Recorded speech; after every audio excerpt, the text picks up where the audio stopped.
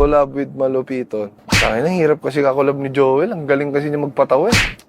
Kakainin ako ng buo nun, guys. Sang-ayon ka ba sa sinabing ito ni Kong TV? Sino kaya ang mas magaling magpatawa sa kanila? Kong TV versus Malupiton. Tara, alamin natin. Unahin natin kung sinong masikat. In terms of Facebook, talagang masasabi mong malupit itong si Malupiton, na kung saan meron siyang page for personal vlog, entertainment website, Malupiton Official, tsaka Malupiton Official 2.0 pa siya. Lahat yan ay may hundreds of thousands of followers na. Si Kong TV naman, ako compared kay Malupiton, medyo mas organized si Kong with only one official FB account na may 7.1 million followers. Okay, next naman sa TikTok, si Malupiton ay may 1.4 million followers. Habang si Kong TV naman ay may 3.1 million followers. And lastly, obvious naman na panalo na si Kong sa kategory kung ang pag-uusapan ay YouTube. Meron siyang napakaraming 12 million followers. Samantalang si Malupiton naman ay meron lamang 339,000 subscribers.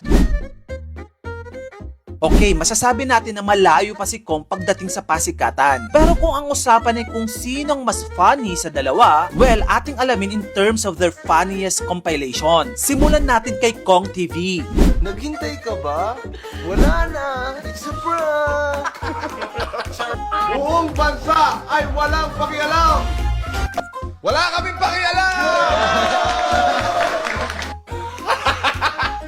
Gago! Ngayon, tingnan naman natin ang mga funny jokes ni Malupiton. Ang ina, pangako ko sa sarili ko to.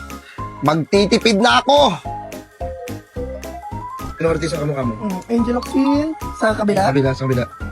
Kailin Alcantara, Saan na ba? para. Ate gay. Diba? Oh. Ang ina mo, King Domingo. Hindi, be. Hindi. Ako. Sige. Gilid, ang gilid. Julian Santos. Kabila, Ann Curtis. harap. Ninong Rai. Di ba? Ano? Be, hindi ninong rito, be. Harap mo. Bea Alonso. Ang putang pangpa. Sige na, magtrabaho na. Natutuwa lang ako sa aga mo. Kasi 8 pa dapat eh. Tapos 6 AM ka. Kahit hindi ba yung kote mo, pumapasok ka talaga. Kailangan hindi mo na madakdakan. Ikaw TL lagi nagdakdak yung dakdakan. Early na nga, di ba? Ano naman dakdak ko ng dakdak? Gusto mo, tingin na naiapang kita?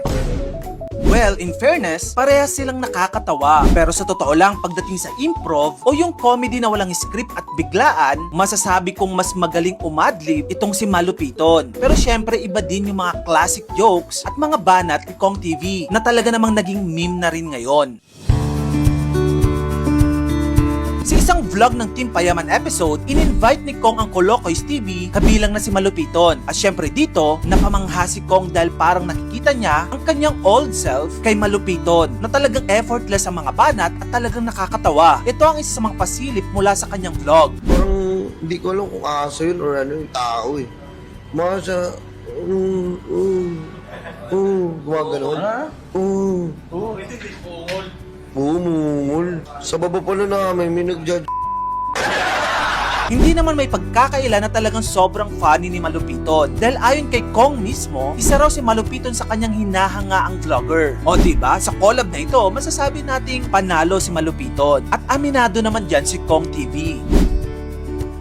So next, of course, ay aalamin natin ang mga comments ng mga netizens. Sabi sa comments sa vlog collab ni Malupiton and Kong TV, ang karamihan ng comments is, not gonna lie, mas nakakatawa na si Malupiton kaysa kay Kong TV ngayon. Habang ang isang comment naman ay, same sila ng genre when it comes to vlog, etc. Maswerte si Malupiton. Kong is literal good influencer in the long run. He is a good advisor and friend. Pioneer na yan si Kong. At ayon pa kay Malupiton, sobrang natutuwa daw siya dahil ni-recognize daw siya ni Kong TV. In fact, napaiyak pa nga siya, tears of joy. Dahil dream come true na nakakollab niya ang kanyang idol na si Kong TV. Yan ang galing mag-adlib ni Joel. Sobrang nakakatawa yun. Isa sa paborito kong creator na pinapanood. Kaya masasabi ko lang sa banda rito ay may sarili siyang spotlight. We all know na ang haba talaga ng kasikatan ni Kong simula pa ng early 2010s. Hanggang pandemic, nasa tuktok pa din siya. Pero kung usapang pagpapatawa, masasabi natin na talagang may laban din itong si Malupiton. So let us still commend the one who pioneered the entertainment industry when it comes to YouTube vlogging, and that is none other than Kong TV. And sa mga rising star naman, kagaya ni Malupiton, na kung saan ang spotlight ay nasa kanya ngayon, nag-offer siya ng ibang taste naman ng pagpapatawa, which is good for all of us. Ikaw, ano masasabi mo? Sino nga ba talagang mas malupit sa pagpapatawa? Si Kong TV o Malupiton? Tara, pag-usapan natin sa comment section. At kung gusto mo pa na mag-ito pang klaseng video tungkol sa idol mo, dito lang yan sa channel ko kaya follow ka na. Yun lang, maraming salamat sa panonood.